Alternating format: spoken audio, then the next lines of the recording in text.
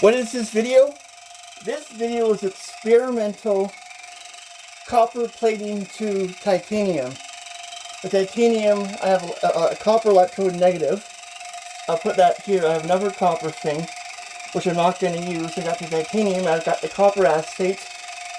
I have this phenol solution, which contains phenol, alcohol, methyl alcohol ketones. It's for a gram stain. It's very poisonous, so you gotta wear gloves when handling it. Don't want it to get in contact with your skin. The first thing we're gonna do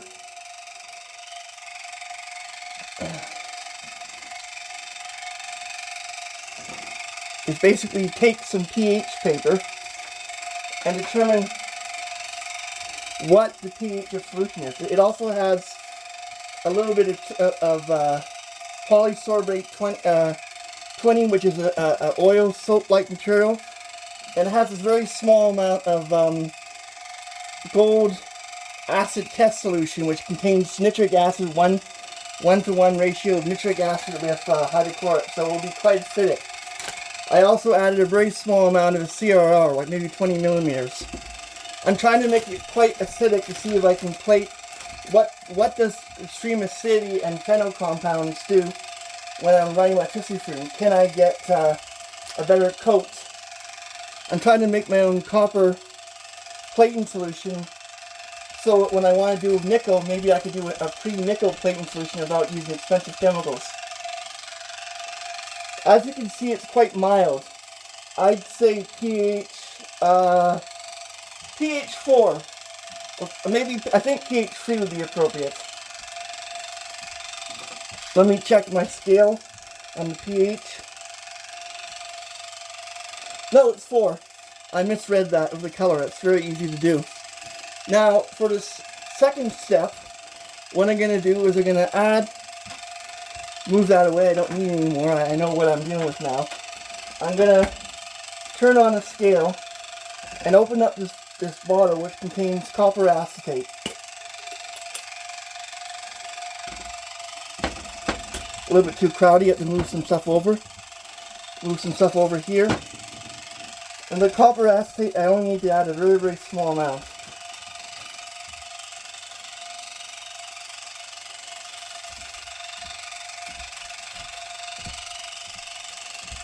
.39 grams of copper acetate. That should be enough for what I need it for. You don't need a lot of copper because you have other chemicals and you have a copper electrode and you're running a copper solution. So this is what I have for the copper acetate. It's better to use that because I'm trying to adjust it so it doesn't fall too much.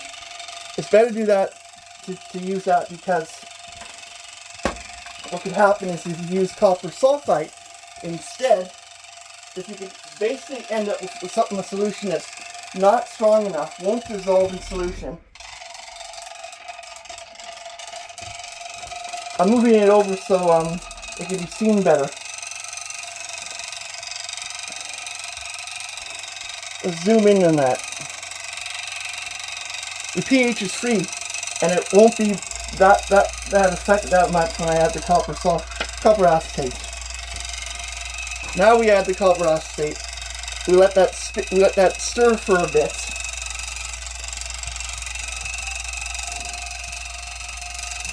It might take some time for that to completely stir, but in this moment, I'm going to do the thing that I'm a little bit afraid to do with because I'm working with a phenol compound. I have all my safety gear on, including gloves and everything else, but I don't like working with a compound that could be very toxic if it gets in your skin. Phenol is toxic enough and it can be fatal if absorbed through the skin, but when you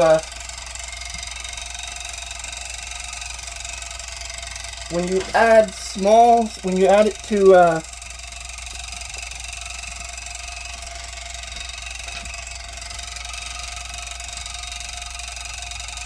that should be enough.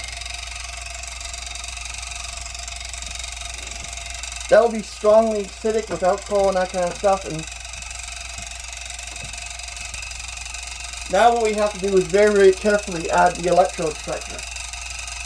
Now I don't think there's a risk of me being exposed to excessive amount of phenol because of the diluted water, but I don't want to take any chances.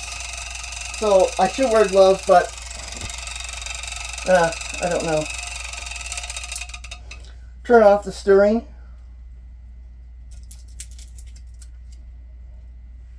Add, this is the electrode structure that I'm dealing with. It isn't so reactive that you will get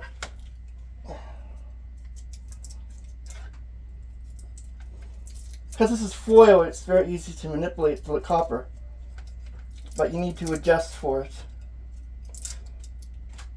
without touching any of the solution. The second part is the titanium, which I'm going to be electroplating. That is the easier thing to deal with. Can you see it now?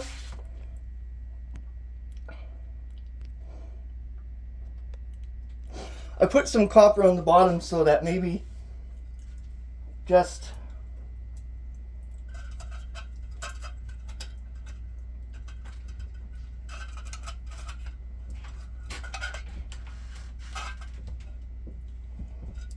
it's already starting to react with it, the copper.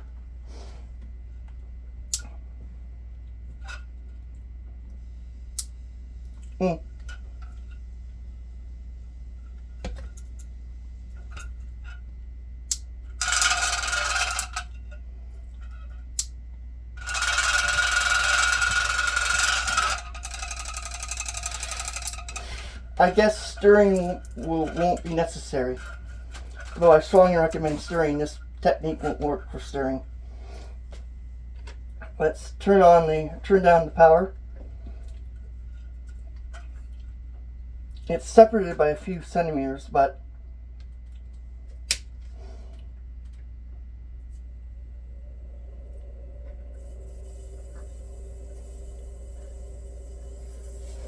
.7 volts, 5 amps.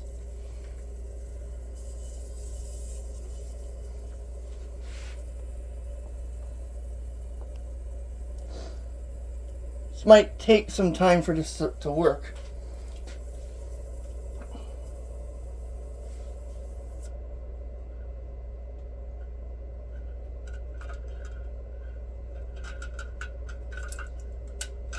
Oh.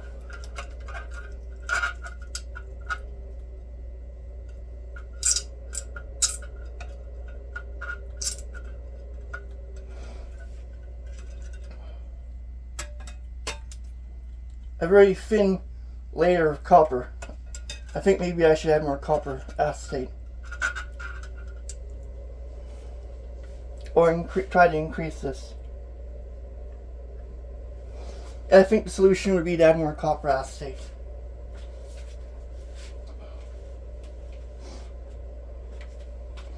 I think maybe it was a little bit too weak. I think I should add like maybe,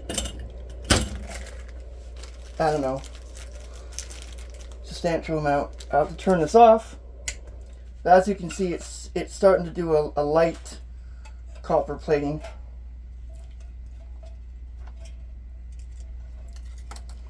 Now just to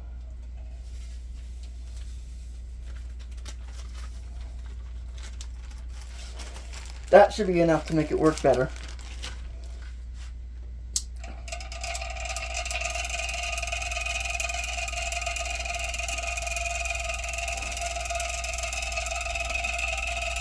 I hope you can see it, but it should work better.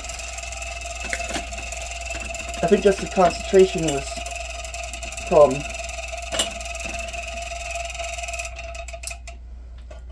Now, you see this very, very light copper coating on titanium.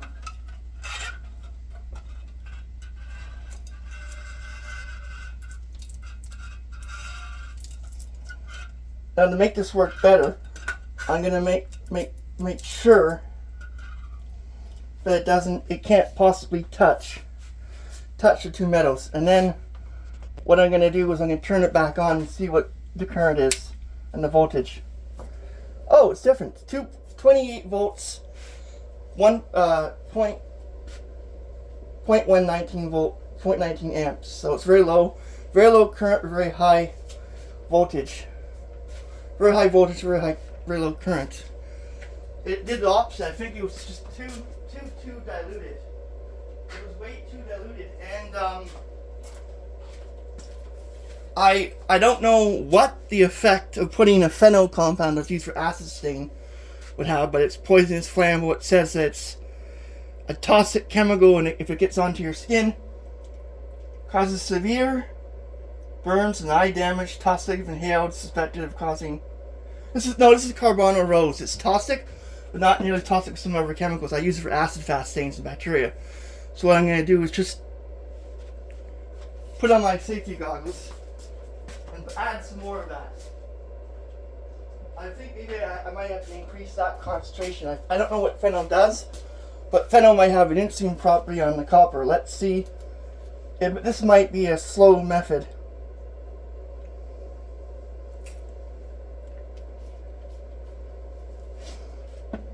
You can see it's a red color. It precipitates out. So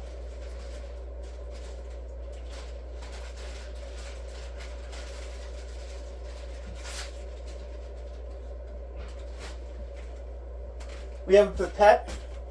We just carefully go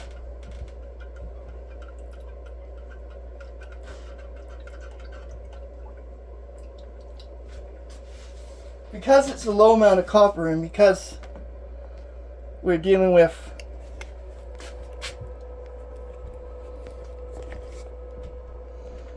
that, we should see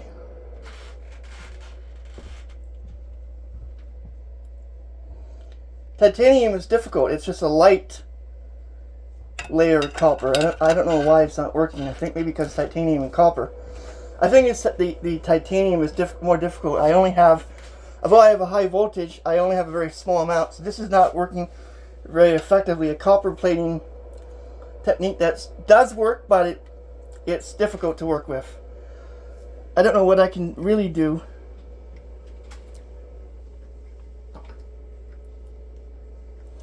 to increase the electroplating. I don't think I can do much. This is an interesting experiment, but it shows that when you make it too acidic, the copper plating solution or any plating solution, and you add other chemicals, it sometimes doesn't even work properly or give you poor results. Now I'm going to turn off the power supply, and I'm going to remove carefully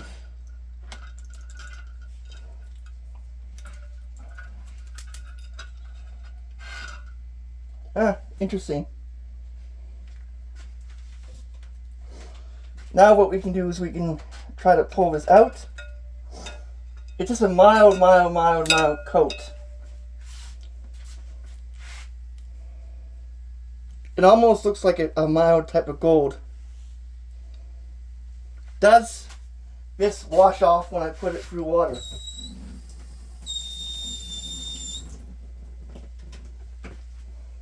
No, it stays on.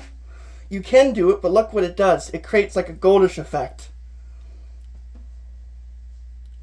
It's hard to justify because it doesn't pick it up in the light, but this gold-like effect is pretty cool. It creates a mild gold. It's almost like it's creating an alloy between the copper and titanium. That's what I think was happening, because regular copper would just plate right onto the thing, and you would see this you would see this really thick copper appearance. What I have to do is wait and see if it corrodes or oxidizes and changes shape or color.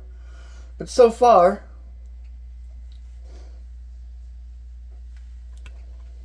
I find this is a lovely color. Don't look at this. This is a lovely color. A lovely color on this side. A lovely color on that side. And it's I think it's a copper titanium alloy mix when it's electroplated. Thanks for watching a short little video. I find it interesting. It wasn't a failure after all. It just was that I didn't know what that copper structure was. I thought it was just thinly coating, but I think it's actually an alloy plate.